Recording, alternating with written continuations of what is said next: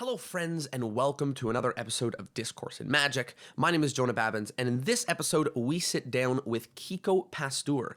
Now, Kiko is a Spanish magician whose magic plays a lot on poetry and symbolism and beauty.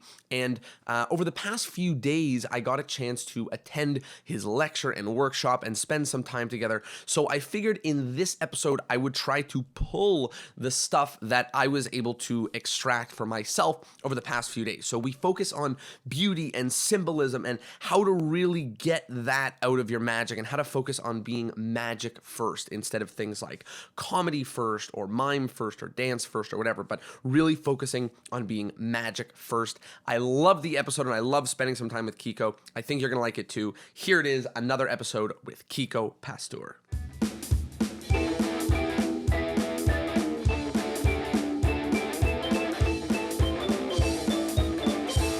Hello, friends, and welcome to another episode of Discourse in Magic. I am here after 3 days of amazing jamming and workshops and lectures with the one and only Kiko Pastur. How are you? Good. Good to hear. We had some fun the last few days doing some magic and learning a little bit about the style of magic you do, which is going to be something we're going to talk about. Let's start at the very beginning. So how did you get into magic? How did you get started with this? Okay, I was about 13 or 14 years old in Spain. I started with my brother, Roman, which is also a magician, and with Luis Piedrahita, he was a classmate of my brother. He's 1 year younger than me. And so we started together. Luis Piedrahita, by the way, is in the front page of the last Jenny magazine. And he's a comedian, very famous in Spain. And I was lucky to start with them, to know the first tricks, the books, and the clubs in my town in A Coruña in Spain, and then conventions and that kind of things. So it was step by step, a little by little, and of course, starting with close up and later on stage. And in the workshop, you were talking about where specifically you grew up in Spain, like geographically, made a big difference. So can you talk about where that was and what that? Well, in Spain, in compared to Canada, it's just the surface is not very big, but there's a big difference between south and north about the weather. South is very hot, Andalusia and even Madrid in summer. But the north, specifically my area, which is Galicia, it's called, is up to Portugal. The landscape is similar to maybe to Scotland or Ireland, and we are a Celtic culture. That means the stories of fairy tales and even the music traditions, that kind of things. It's very different in comparison with the flamenco and blues and other. When most people think in Spain, they used to think in the south of Spain, but not the north. The people are more serious, maybe more cold, which is good sometimes. But so that influences my style doing magic and maybe my approach to magic, which is maybe more poetic than funny or comedian. And were there magicians who you pulled this poetic thing from to emulate, or was that sort of you mixing your culture with the magic that you see? Because what I've been seeing in the last few days is like things that I have not seen before, in terms of I haven't seen somebody in a close-up setting play music and say a poem and do magic. Like, the closest thing I have to that is Ricky Jay, almost speaking poetically, right? So it's something that I've never seen before. So what is that? Did the inspiration come from any people? Yeah, a lot of course, Ricky Jay, but René Laván, which is an Argentinian. Him as well. Yeah. You know him. Well, he passes away, but some years ago. But he's a kind of inspiration. But by the way, I think it's not saying poems exactly, just the style, poetic in general terms, the focusing in beauty maybe of the words or of the trick. But yeah, of course, René Laván and others in stage magic, you can see some acts that feels like a poetic thing with music. In close-up, well, depending. With music, you can find, especially in competitions, no? Sometimes with coins or just cards doing with music, and we could say in a poetic style, or like dance, maybe like choreography of the movements. But I like the scripting magic in a way that the message, the text, is captivating or suggestive or intriguing. So in a way, it helps the magic with metaphors or maybe symbolism. That was what I was going to bring up, is something that keeps shining through in my studying of Spanish magic is this idea of symbolism, and how like the shape or the plot of a trick is symbolic in nature, and what it's built of implies certain things. It reminds us of certain stories and things like that. And I saw that very much at the forefront in the magic that you're doing. So what can someone do to start either seeing the symbolism in a trick or being able to apply it, right? Because some tricks, they sort of feel like they're ingrained, you know, like an ace assembly, it's ingrained. The symbolism is ingrained. And then other tricks, it feels like, can I impose a symbol on this, or do I have to discover it? Yeah, it's a hard question. Of course, you have to study the symbols, or the myths, maybe the history of maybe religions or spiritual things, and on psychology, and etc., etc. So you have a background, but you have to use your intuition at the end, you know, and explore and keep going into the trick. Of course, everything depends on the method, on the secret, and the structure of the trick itself. But if you go inside in the very axle of it, maybe you can find it moves something that is not only the trick, but it could touch a symbol which is not so far. So you can use that symbol, but you have to search, to explore that thing, and maybe in literature, in poems, in books, because sometimes it's just about beauty, not specifically about a myth or something, because it's beauty, and that's, for me, is enough. Is there something that you're looking for in terms of a reaction to certain poetic magic? I'm trying to understand the feelings that come over the audience when they're experiencing it. And it's very different than when the reaction is put on a pedestal, right? To say, wow, wow, like that, which is still, you know, you're still being enthralled by magic, but sometimes you're really trying to be captivated by the beauty of it all, right? And things like that. There are some kind of reaction. One is the intellectual or other is more emotional. We could talk about the spiritual or something like that. You know, it's like more than emotional, the feeling of the.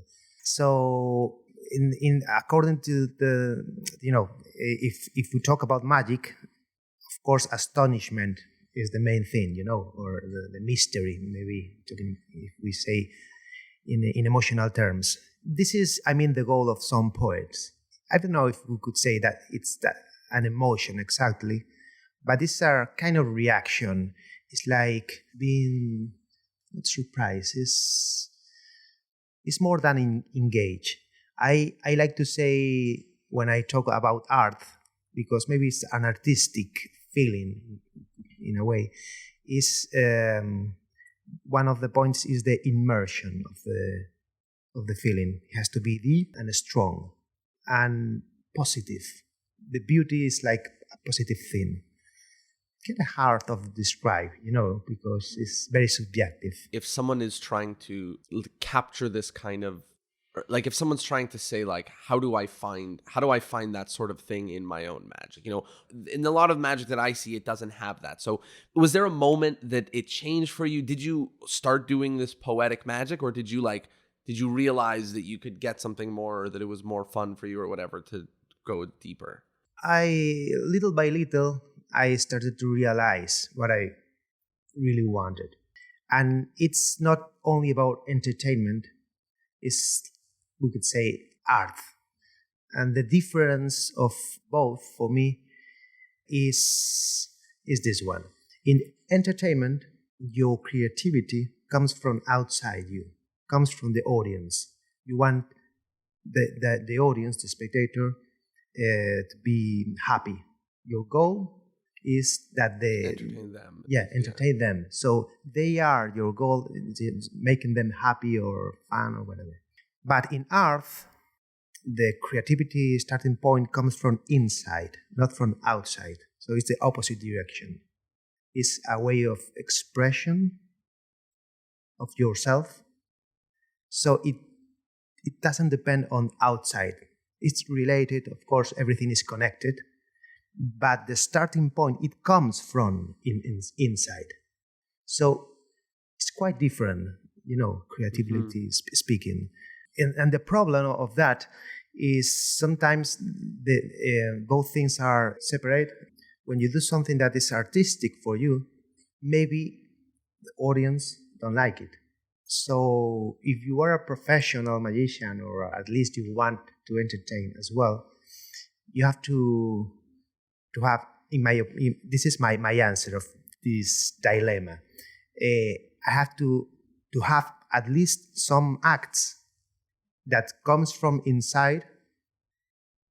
That's the point, and then it works for laymen as an entertainment. So, and I don't have a lot of that. I can do hundreds or thousands of tricks, but only a few comes from inside, and only a very few of them it also good or works for laymen. So are you saying that you blend like entertainment things and the art things for laymen? Or are you saying that of the ones that you've been able to, put together in this like artistic, poetic way, there's some of them that are good for laymen? Well, if my goal is to make money, okay, I could say if there's a lot of money, I can say, okay, I can put art away for today, just for today. But if I can, because, the decision of being a magician is a special decision. It's like, okay, I could do better things to make money, or easier things. But to be coherent with myself, this decision implies that I want to express my creativity. What I want to do is to create as an artist, if we can say so. But the problem is to making money needs that, to be entertainment. So I realized that nowadays I have just a few tricks that works in both sides. And maybe a few years ago, I couldn't say so. So I felt the lack of that. I'm being entertained, but it's not the fulfillment of my feelings. It wasn't complete. But nowadays, I think I have enough tricks or acts that comes from me that I could say it's artistic, at least the intention of that, and more or less good enough for layman. So nowadays I can do a show that is, and in a way I'm happy, and the layman is well. One of the things that you talk about is different moments in the magic that you're doing that give you joy, which is very interesting. It's not something I hear a lot of people talk about, which is saying like, I do this part of this trick because I love it. Right? Like, I know there could be another way, but I do it because I love it. And to me, it's very interesting. And what you're saying right now is sort of helping explain it. It's almost like, I don't know, the decision, I loved what you said, the decision to be a magician is like that you really want to express something, but then it happens again later when it's like, I could choose to do the stuff that's just for entertainment for them. And that would even make it easier for me to make more money, right? But to make that decision to be an artist and be fulfilled, were you like not fulfilled before doing the entertainment? You understand what I'm asking? Like, how does someone feel that? Because I felt before this idea of like, am I just a monkey? You know, like, do I just know these tricks? Like, like, what am I getting out of this? And then it's sort of reawakened to bring that together. Have you had that kind of feeling? Like, how can people use that to push them in the right way, you know? Well, one of the things for me it blinds to be a magician, an artistic magician, is to play with challenges. Because if it is easy, it's like, for me, it's like it's not worthy. So I think I need the challenge as a creator. So that's one of the things. If you are doing just entertainment, you can play with easy things, and it works, and they are strong, and you're gonna make money, a lot of money, and maybe you can be funny as well, and because you can use script jokes, that kind of thing that everyone uses. So it's not so complicated, but maybe. Yeah, I think it's not really. It's interesting. You're right. Yeah, but what about the challenge? Because it's very easy for you or for most of entertainments. I mean, in my opinion, the problem is when you want to play with a real challenge. A real challenge means, for example, a restriction in the creativity part, just the limited mediums. I like the quote of Matisse, the Henri Matisse, the painter, that the quote is, much of the beauty that arises in art comes from the struggle that the artist wages with his limited medium. Another quote from Orson Welles, the director, it's, the enemy of art is the absence of restrictions. So both are the same. So at the end, it's like the challenges. If you play with challenges and you solve them, then you feel it's really worth it. It's like win a war. You are a creator, but it's not free. It's because you played hard. You work hard for that. So at the end, it fulfills, in my case, my feeling. And this is one part. The other part, in case of the art, is you have to play with beauty or aesthetic language in general terms. So I define art as an aesthetic challenge. So there was a while for this podcast that a lot of the people that we were talking to about creativity were all coming up with the same answer, which is that you can start to be more creative when you have limitations. Without limitations, it's like a blank piece of paper. When they say you have to do it in this way, then you end up being more creative because you have to work inside some constraints. And then, to be honest, I stopped asking a lot of guests about creativity because I didn't really want to hear that anymore. And then when you brought it up, you had some different ways of looking at it and talking about limitations. And you were just talking about some quotes about art and limitations and things like that. Let's say somebody is trying to use that. What do? Do they challenge themselves to come up with something? Is this something that's like inner fulfillment, or is this something that like helps get the motor running for creativity? I mean, it's not limitations. The point is that it's a challenge, the driving force of creativity, in my opinion. Limitation is just one way. On the other hand, not any limitation is interesting. You have to select why that limitation is interesting. For example, using just a regular deck of cards could be useful for doing magic impromptu, for example. It's an interesting limitation, but I don't know, doing magic with a blue deck doesn't help. With a black or naked. Right. Well, in that case, depending on the case. But, limitations are not the point for me. Even it's the classic thing you can say about creativity. And it's about the attitude. The attitude of a feeling that it's like a never-ending story. No, it's like you can't finish the act, the trick. You can never finish it because it's the feeling of incompleteness or it's a non-conformity of the things what pulls you to the next level, to challenge yourself. And maybe the goal is the effect. Maybe your goal is a reaction, or to put up something that is beauty in the trick, or to understand the symbolism inside and try to explore that thing. So there's a lot of challenges. Of course, the first one is the method in magic, which is there is beauty. You can find beauty, an elegant way to do the secret, the method. I like the change in perspective of looking at it as a challenge.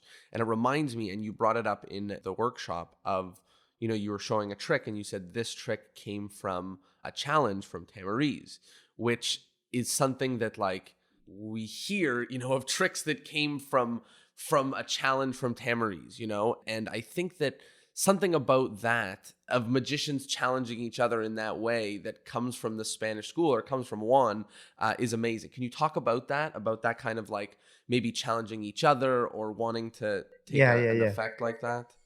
Well, I used to work with other magicians in Spain like a team, We do the trick, and the feedback of them is a big feedback about everything.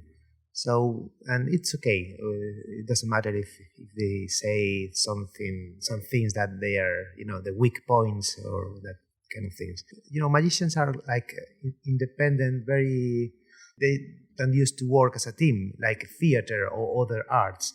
But challenges is like playing. And the challenge in the case of the Tamari you mentioned, the challenge is about the triumph. He said, it could be interesting to do the triumph, but after the shuffling, facing up and down, to spread the cards so you can actually see the cards, some cards facing up and down along the spread. And then a square, and that's it. And so, of course, you can do that with double backs, but the point is with a regular deck of cards. That was the challenge. Because of that, Danny Ortiz created his Open Triumph, and Christian Emblon made his own version, which solves we could say it's with a borrowed deck of cards, borrowed deck of cards. And I create that my version, which is more or less the same, but the problem is I don't square, which is another challenge I made for myself.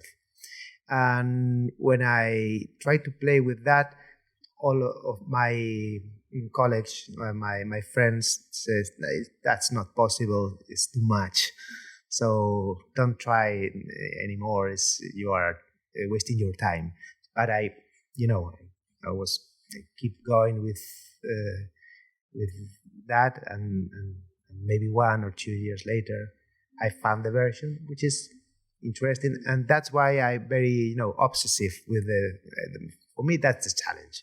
So I am happy trying to figure it out, the way to do it. It's amazing that something like that one challenge from one person ended up stemming and creating like different versions of it. You know what I mean? Like we can trace this back to when that challenge was set. And I think that that's extra points in the direction of a challenge being a good way to, help you and your friends work together on magic. And I think it's a good approach to like look at each other's magic and set each other challenges. And also one of the things that I always think about is how like, so many of us magicians, we get into magic because we love that problem solving, that challenge, and then you decide to be a professional magician, and now you have 7 tricks and that's your act, and you just do the same thing over and over again, and you end up stuck in that entertainment thing, that you were talking about, the entertainment versus art, right? The entertainment versus the like expression, and you end up getting stuck in that entertainment thing. So I think part of this, which is really exciting for me, is the reawakening to that part of magic that we like, which is the challenge, which is earlier in magic, it's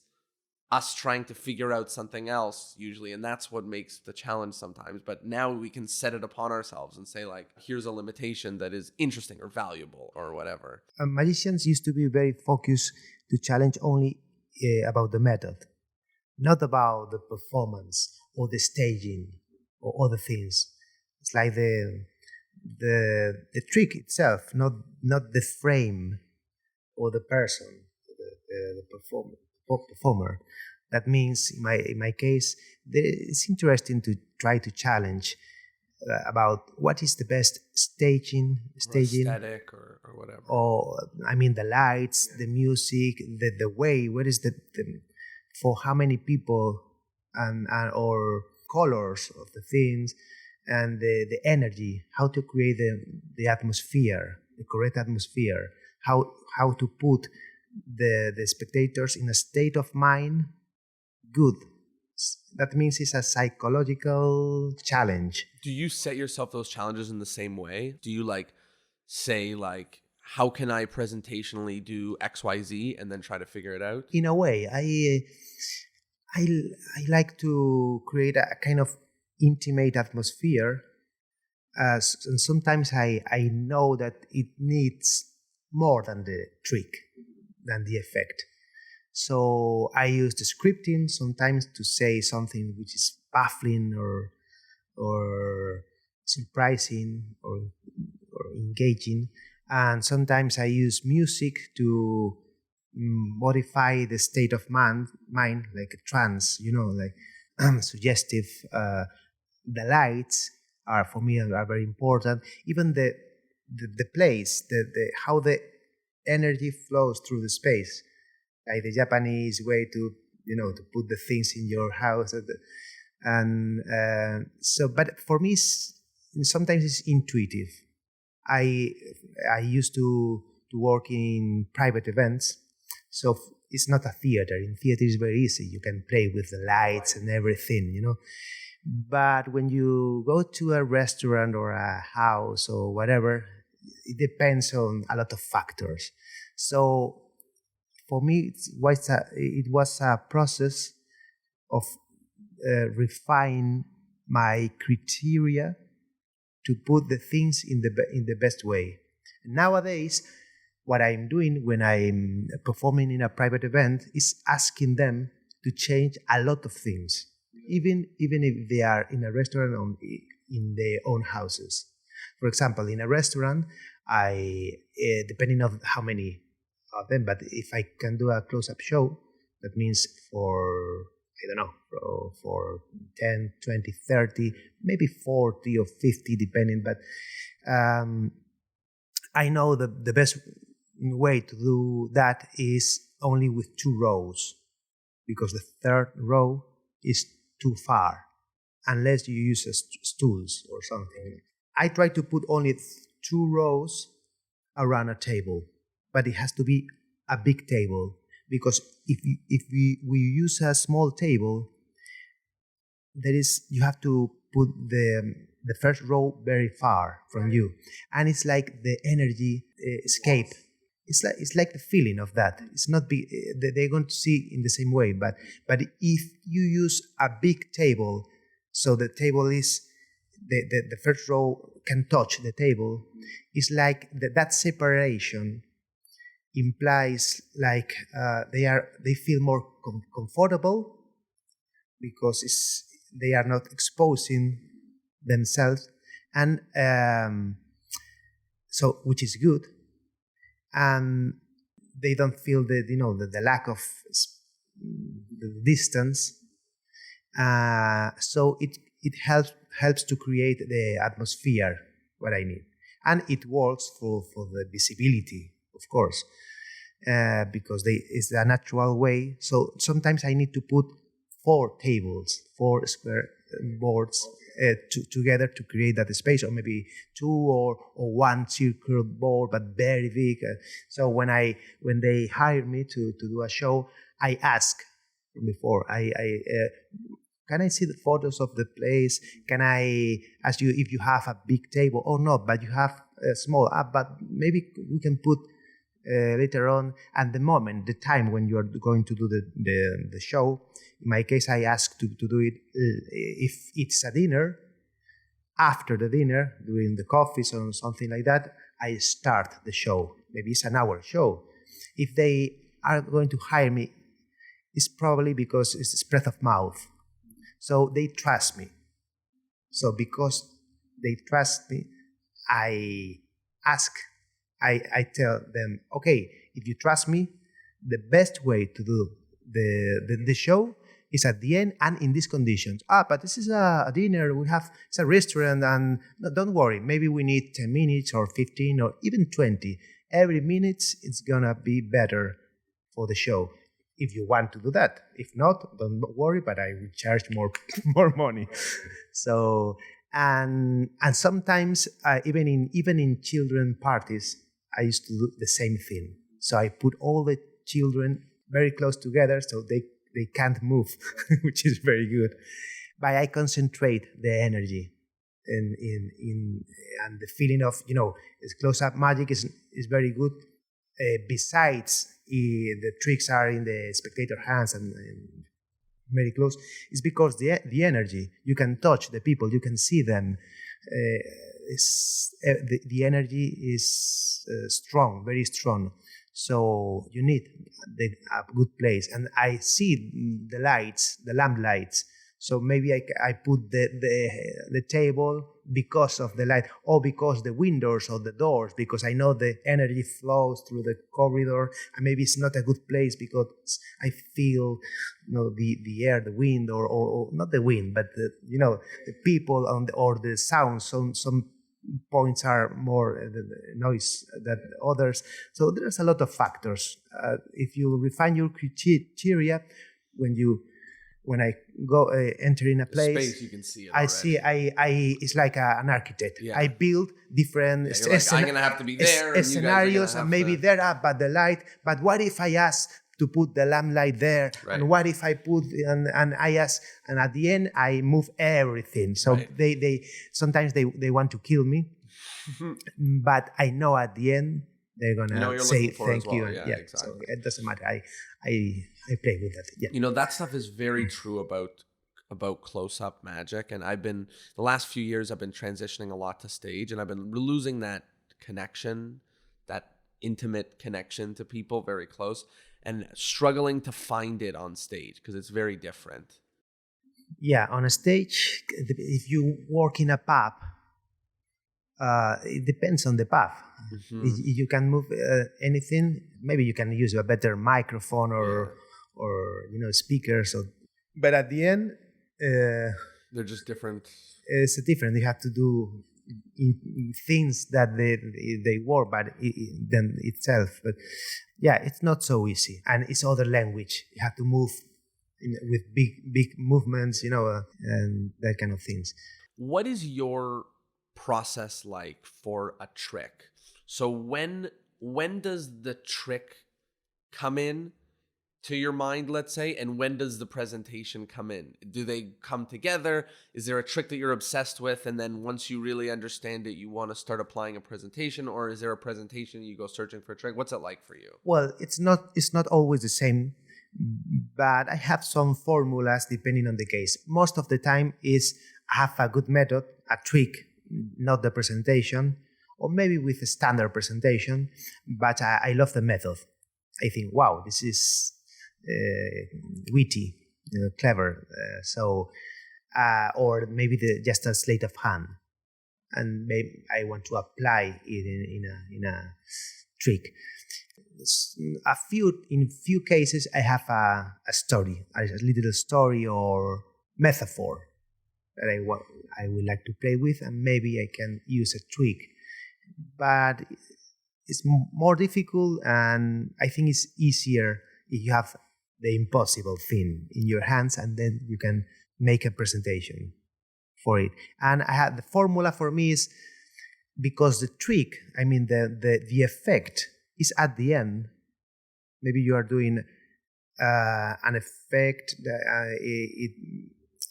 and you are going to use 5 minutes or 3 minutes or 10 minutes, it doesn't matter, but only in the last second you can see the effect. So what about the other 4 minutes? 4.5 minutes, right? Yeah, so you have to be engaged in our.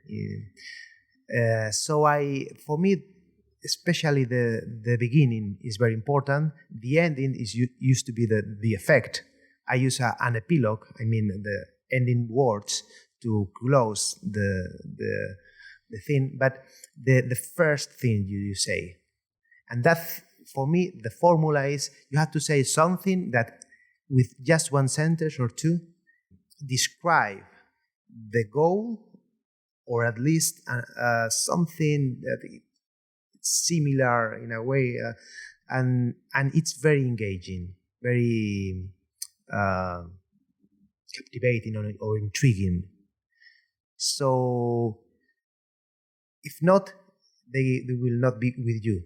If you say, just, I'm going to shuffle a deck of cards again, what's the point?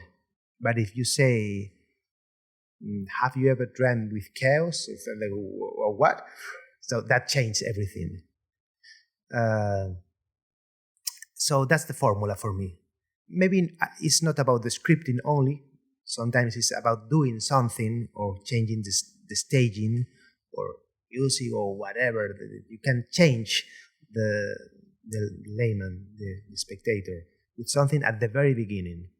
And that's the formula. And to find that thing, sometimes it's the most difficult thing, just that little sentence. To find that, I need to understand what I want, everything.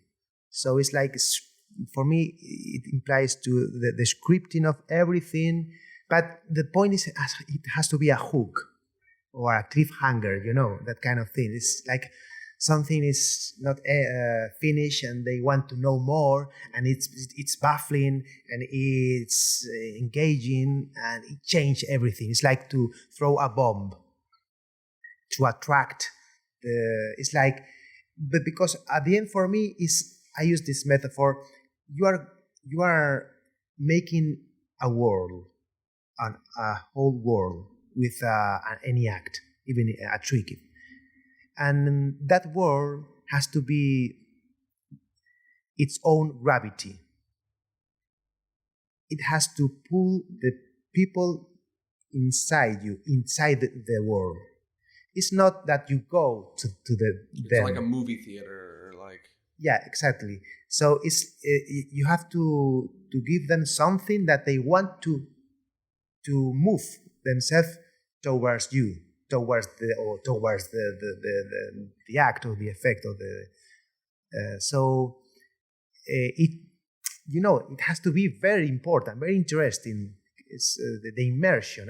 They have to be submerged into the thing and at the very beginning, they have to change the direction of their attention. It's a problem about attention issue. Yeah. Mm-hmm. I always think about the magician and a teacher, and how it's so similar, only in that, like, really having to direct the attention and move it. Last night we were talking about people losing their way, and you were explaining, like, you need to make sure they can follow exactly what's happening step by step. That's the whole point of what we're doing, is that we, like, they follow along the trail, so they go along the thing. So that's what it reminds me of. There was a question that the first time I asked, I almost felt very silly asking it, and when I've been asking it to more and more guests, and it's proven to be more of a creative question than I thought. So the question is, what does it mean when somebody says the Spanish School of Magic? And I say that because, in North America, like, what does that mean? Does it mean, like, if you have a Spanish accent, you're from the Spanish School of Magic? Does it mean, like, people who have been to Escoria? You know what I mean? Like, all this stuff, it's very confusing. What does it mean? And then we've gotten some really interesting answers to what does it mean. So when someone says the Spanish School of Magic, what exactly does that mean? Okay, well, on one hand, I think it's overexposed right now. It's like it's something more than it is, and it's not so compact, so clear. But in a way, maybe because Tamariz, Ascanio, and thinkers that they like to dive in theory, and they are very perfectionist, and the kind of magic that we do in Spain is not only table hopping we can do shows sometimes, an hour show, even with close up. So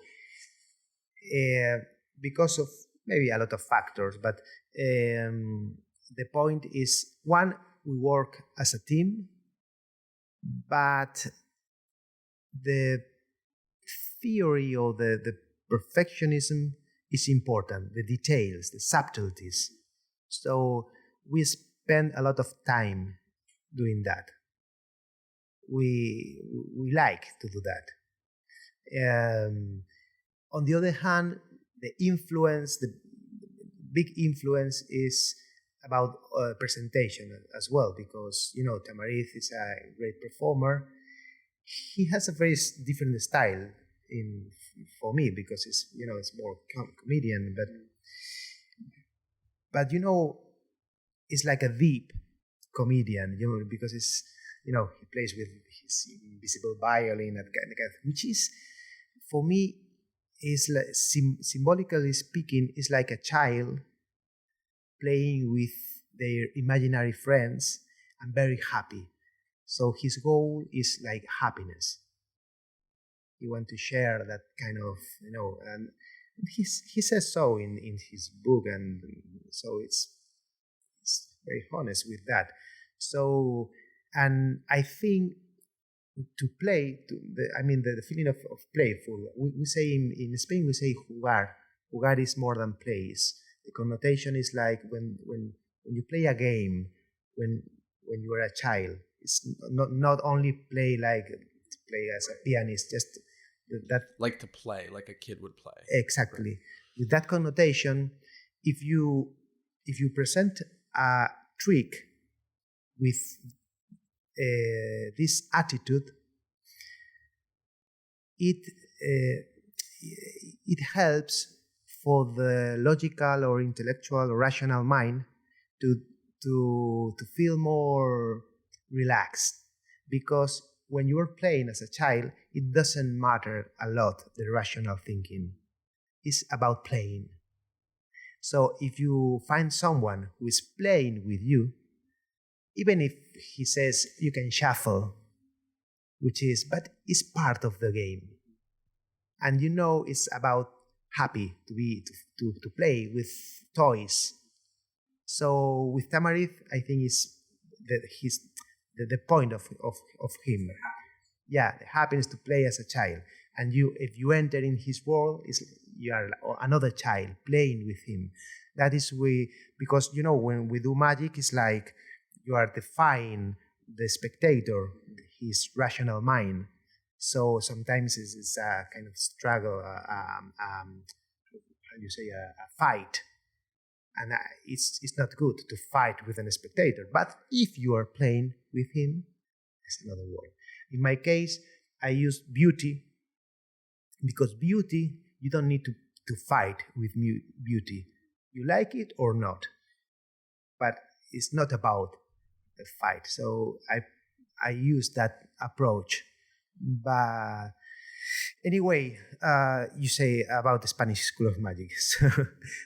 So there are a lot of approaches, but in one word, we could say we like to deep in and do the tricks, maybe more not only visual things or sleight of hands, develop, the story or the more faces or standing in another way. Who knows? Who can say?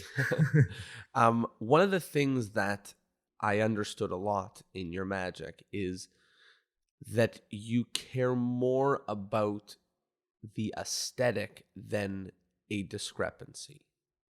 It's hard to even make sense of what those words mean altogether. Like, even it looks like you would rather have a moment of clarity and have to do a lot of work to get there than to have no moves and no work and nothing. You know what I mean?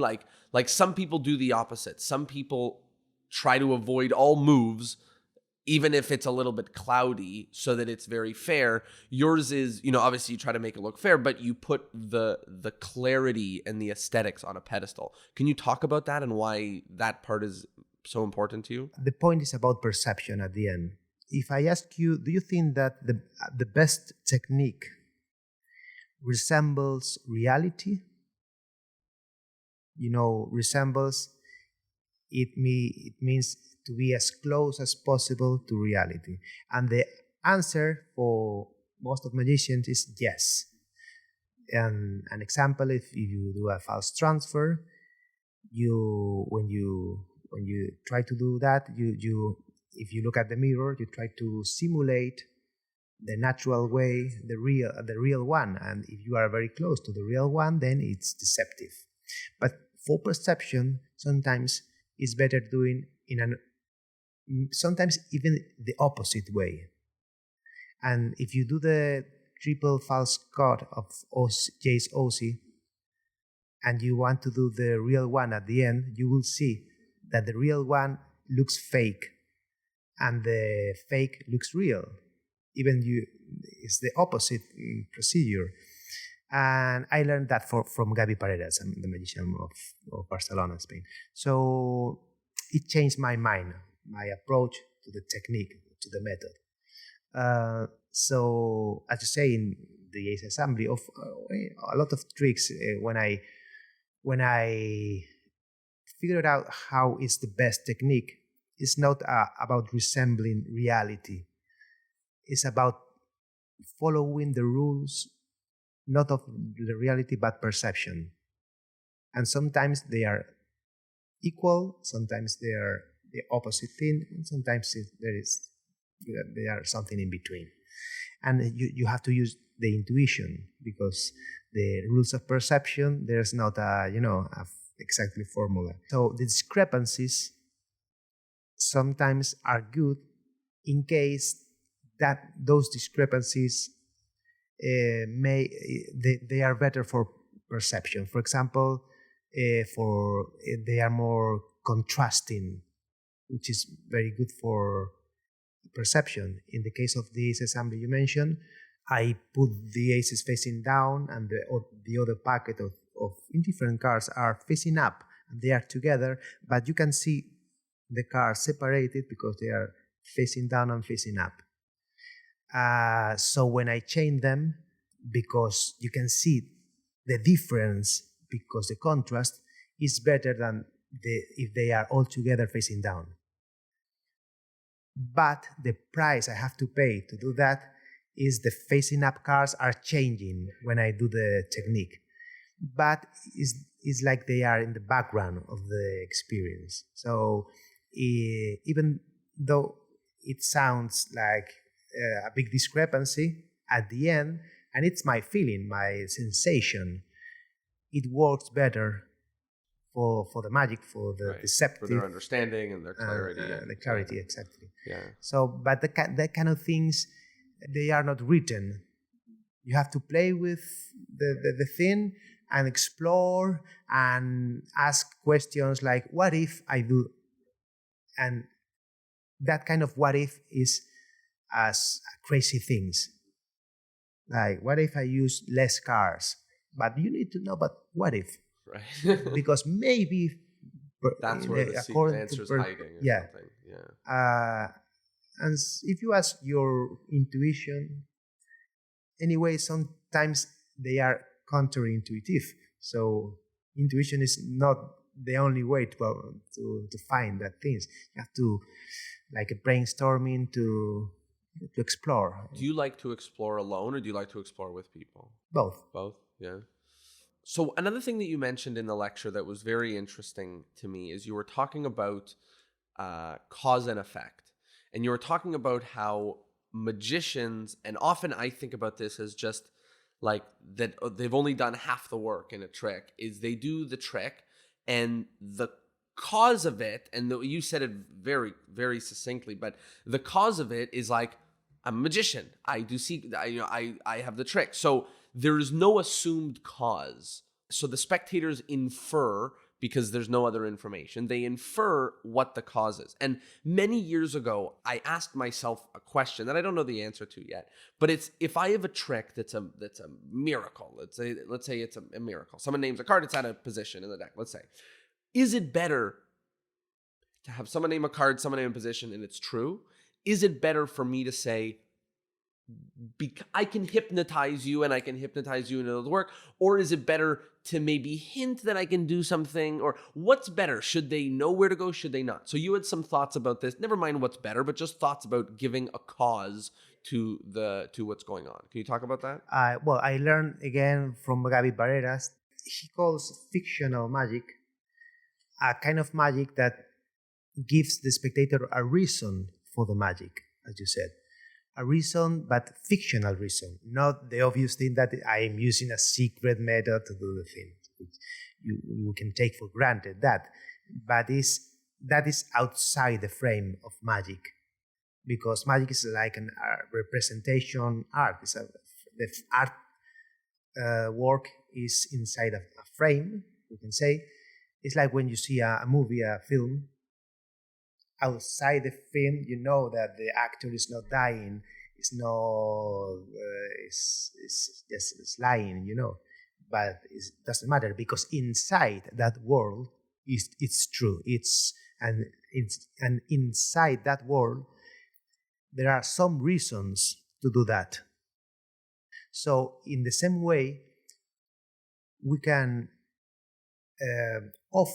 give the spectator some reasons for the magic.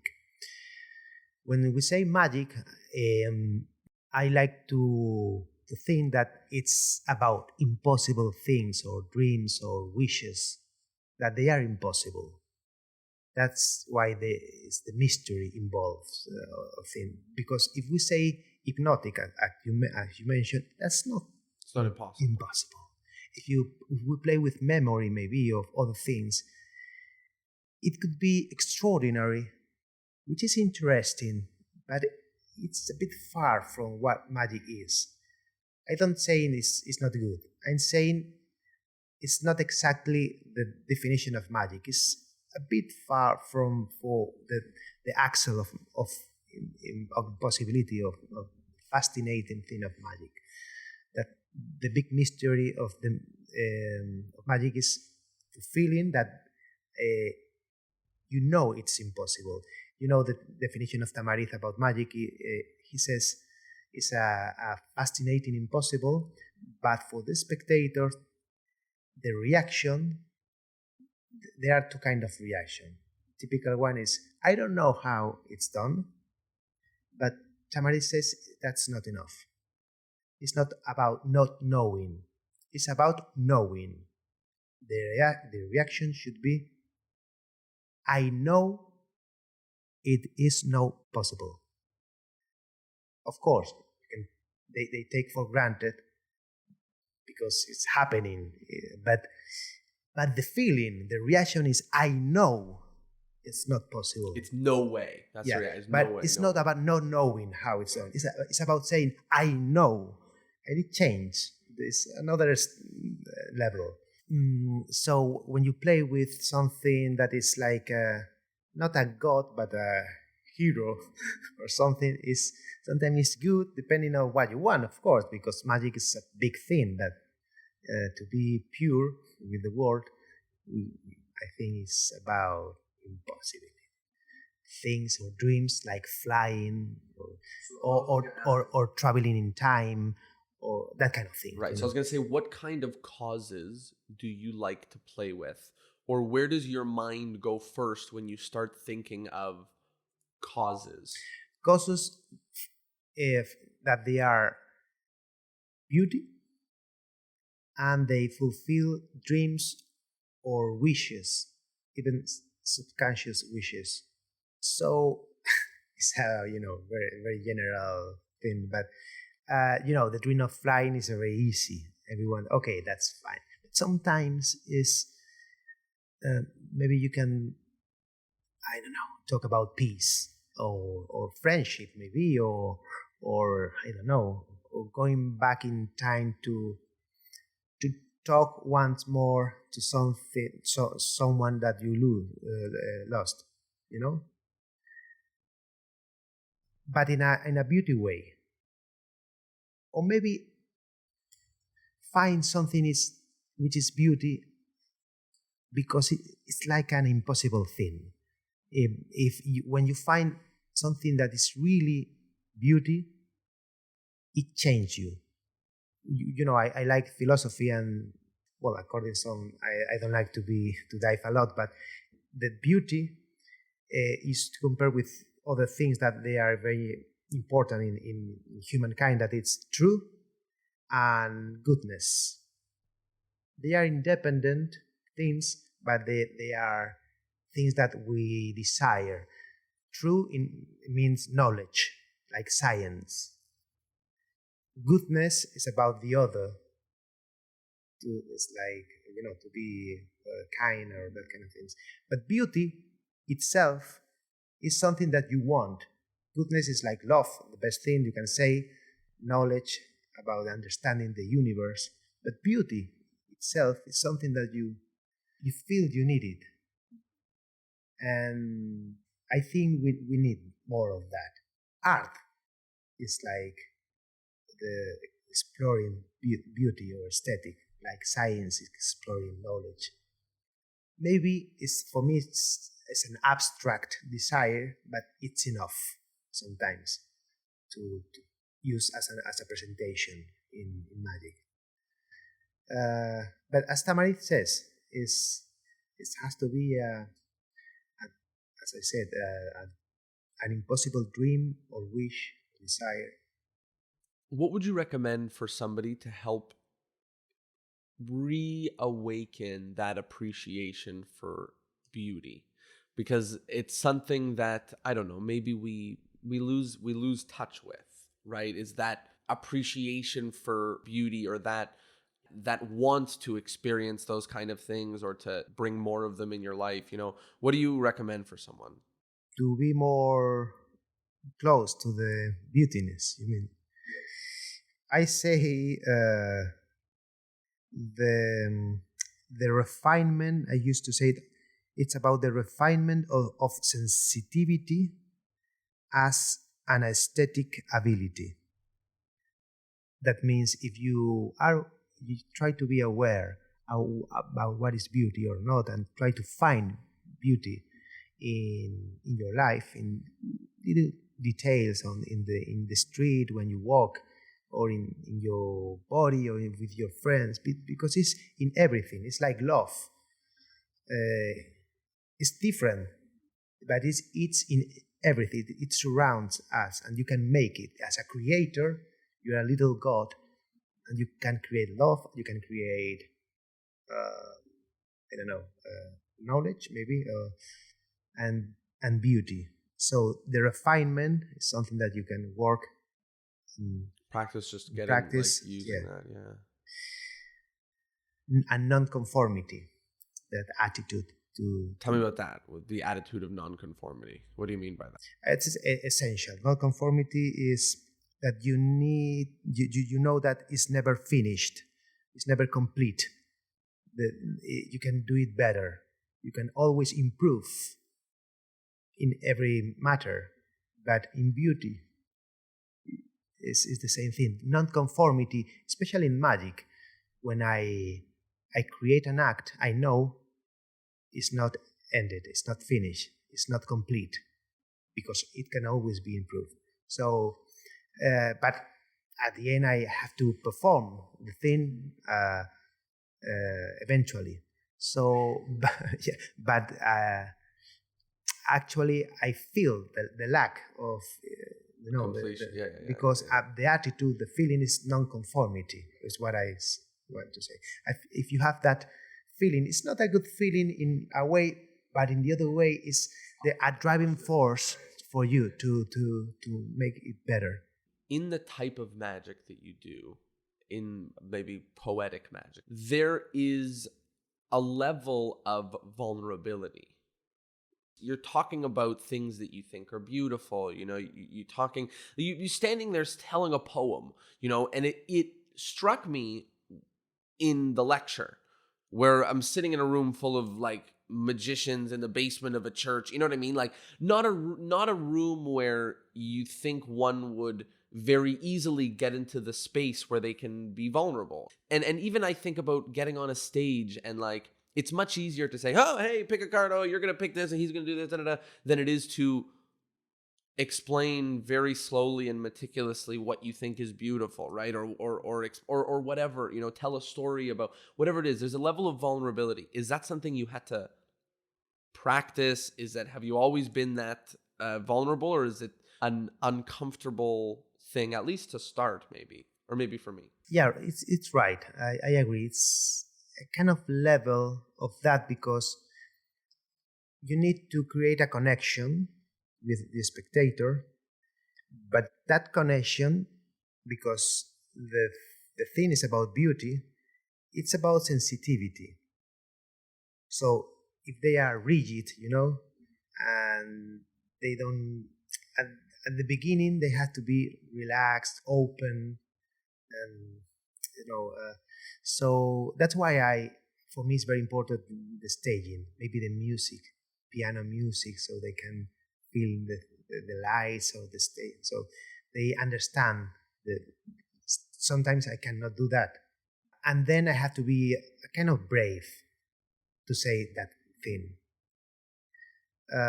because I know it's it's not the classic or the standard way to, so it's gonna be baffling for them. So I have to be very sure about that is good. But I'm sure I know that thing is crazy good.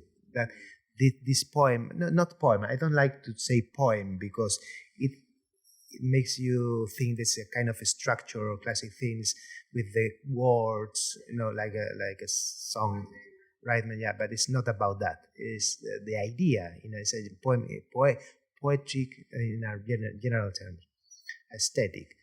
But yeah, so yeah, I feel it's not a easy thing to start with, but I know it's a personal decision. At the end, it's an expression of myself or yourself as a creator. And on the other hand, I feel I am the creator. That means I am like the little God as a creator. So I'm being active because I'm giving. And if you want, if you like it, you will become to me. So you are gonna be vulnerable as well. And if not, it's like I'm defying you. So it's vulnerable, but on the other hand, it's as well like how you say, like pull or not fight, but define them. So it's both energies in the connection. And how do you know? You said like it's good, and obviously at a certain point in anyone's magic, they know that it's good. You most of the times, when you discover something and you say eureka, when you discover a good method, you are playing with some sleight of hands or structures, and you say this one. It's like say I know that is good. And with presentation, sometimes you are trying to play with different presentations, and then you find someone something that is, hey, I think it works. Just the main thing, and sometimes when I scripting, I go like step by step. Let's say maybe this sentence is very good. It's like when you script maybe a stand-up comedy or that kind of thing. You know the jokes, because I think it's very fun. I'm not sure if the people is going to laugh a lot or not, but this is very good. You know more or less. Of course, at the end, the feedback you will know actually what is. But when you test it, you will know at the very beginning, and you can do some changes if you need, or maybe you can discard it, put it away. I think maybe it was a utopic idea, but in a second thought, it's not. But most of the cases, I found maybe a script in a book or an idea, a quote, or just a thought or a feeling or something, and I think this is what I want, and like when you find a method. It's like playing with literature, if you like that. Sometimes you find some like enlightenment things that you think, oh, that's crazy. That changed. I used to play with words. For example, in one trick when I fall asleep, I say at the beginning that when we sleep, when we dream, we are the actors of the dream, but the directors and the spectators. So what it's possible to be actor, director, and a spectator at the same way. That comes from Borges, the writer. And then I play with a metaphor of the dreamer dreamed. Anyway, but I know just saying that is like magic words. It's like say, oh, what? It is true. How is that possible? It's like I know it's not possible. That thing is contradictory, So just mentioning that, it changed the state of mind of everyone. Oh, that's true. So how is, and then you do something that is related on that. So when I find that kind of things, I say, perfect. Or sometimes I just find a sentence, like for example in a trick I do saying at the beginning, imagine a world in which there is no time, only images. That comes from a book, Einstein's Dreams by Alan Lightman. Einstein's Dreams, a very good book about what time could be. Every chapter is a different, very interesting. And one of the chapters starts with that sentence. So I apply that thing for a card trick, which is kind of a baffling thing. Wait a second. What? There is no time, only images? And then I say, so when I find that kind of things, I say, it's like a little eureka. You have you've worked this muscle to be able to find a phrase or something which is almost magical, is almost, and it's so amazing. You keep showing different tricks where you say like, look at this piece of art, doesn't this thing? And I watch it, I'm like, fuck, it's like a holy matrix. Yeah. It looks like a holy matrix. Let me play with this. Yeah. Because it's here. I can tell you, and if you see that, you say, oh, what? So it will change your state of mind. And yeah, I like to be aware of my eyes very open to find that kind of things. Are there any? Sometimes it's just music or rhythm or maybe staging. For example, in a theater show, magic show, I started a lot of years ago, 12 years ago, with smoke, fog, how do you say it? Smoke on the floor, low smoke, only hand of the smoke on the floor, but only in the seats of the audience, not on the stage. The stage was clean, but when the spectators enter, the audience enters, they see like they are in a cloud, walking on a cloud, which is just the very beginning. It's not magic, but it changed a lot. What's very expensive, by the way. But yeah, that kind of thing is, oh, that's another thing. We are in a cloud, like in heaven or in the sky or something. One of the things I think about magic and magicians is that when we take inspiration from other arts and other or whatever, is that the thing that we get to play on is the thing that is things that are magical, so a statement, it's not a magic statement, but it's magical, maybe an image or a painting or an aesthetic, it's magical, right? And I've always found it challenging to really discern what that is. Like I used to feel that the term magic has been stolen by everyone not a magician and using it for all the wrong reasons. That's what I used to feel. Now I don't. Now I'm coming back around to that it is an entity, something that is magic or magical, right? And that us magicians need a finer ability to be able to notice and capture those things. And one of the things that I've been really excited by is when I find a magician or when I see a magician who puts the magic and the magical first. You know, a lot of the times when I see magic, they put comedy first or they put whatever it is first. But when we put magic first, those are my favorite magicians. Those are the people that resonate with me for a long time. It's a challenging thing to put magic and magical first. It's very easy to put a joke, to make comedy front or music first or mime first or something like that. Can you talk about that? I don't know what about, but it's a tough. Yeah. Well, I think when you want to fusion magic with other arts, it's a risk because they sometimes, most of the times, they are not touching the goal of the magic, which is the mystery, the feeling of impossibility, emotion of that. Other arts, like for example theater, the main goal, I think, or when they bright more, is when they talk about the society or the relationship between people.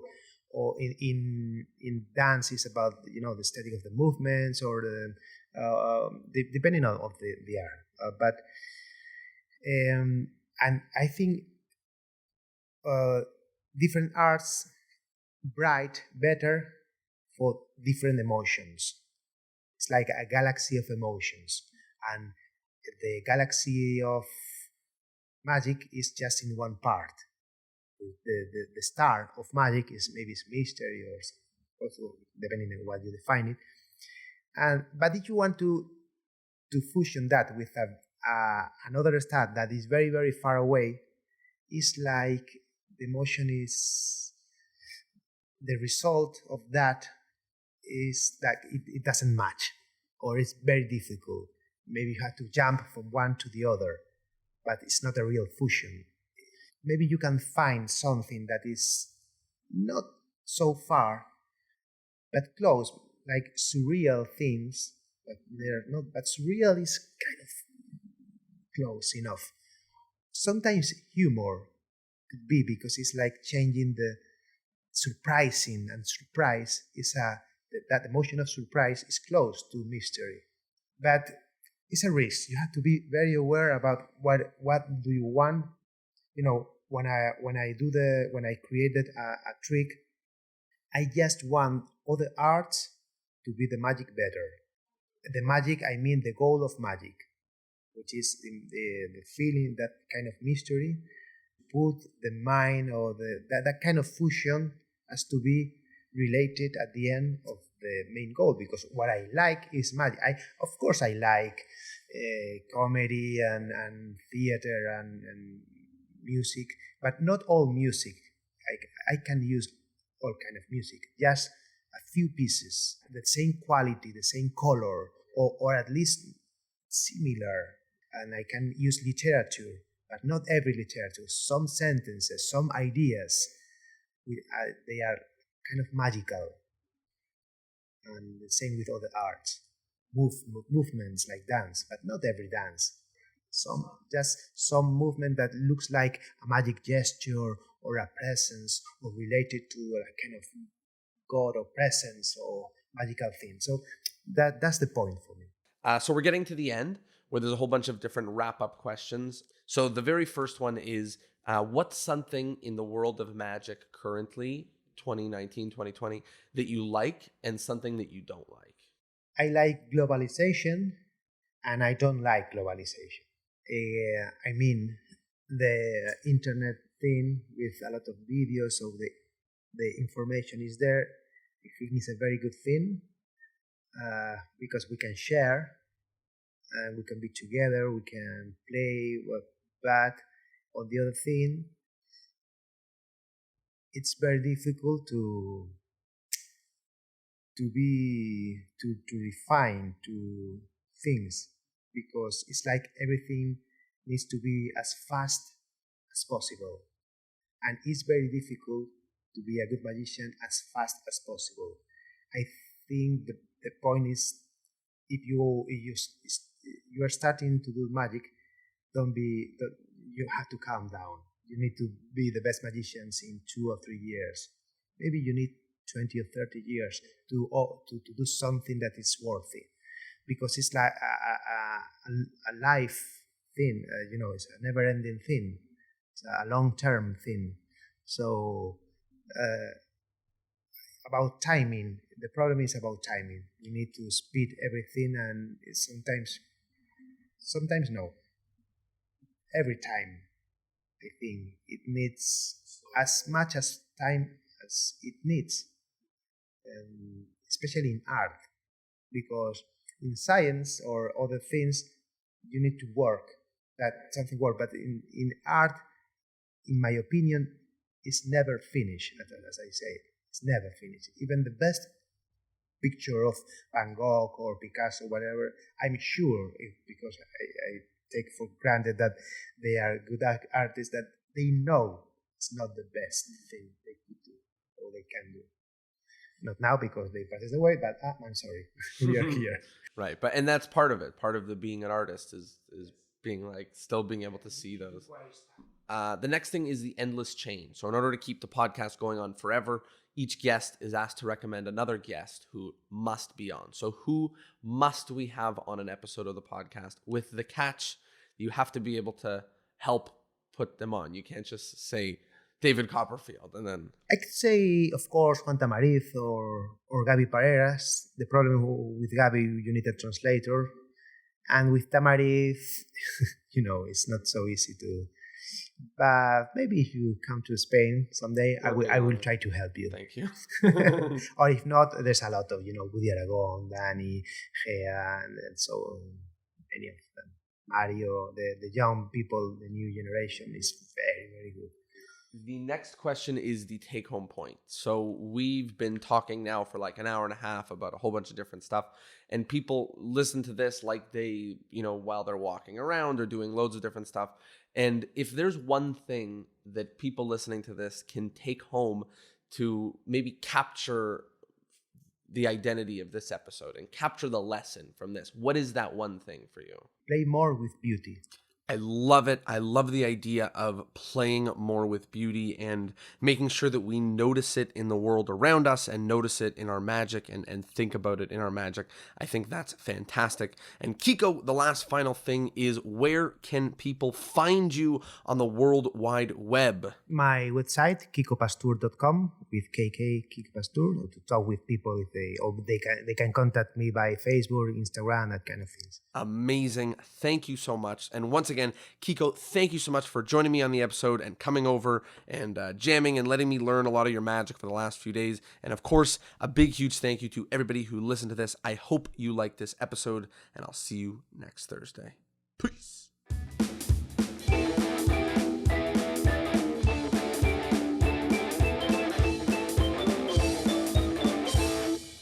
Well, there you go. I hope you liked the episode, and I hope that you learned something. We always get a lot of positive comments when we have a Spanish magician on. I think it's a little change to some of the North American style thinking. So thank you so much for joining me. I hope you learned something. If you did, spread the word, tell somebody about it, share this thing. That's the only way that more people know about this podcast. And once again, thank you for being here, and I'll see you all next Thursday. Peace.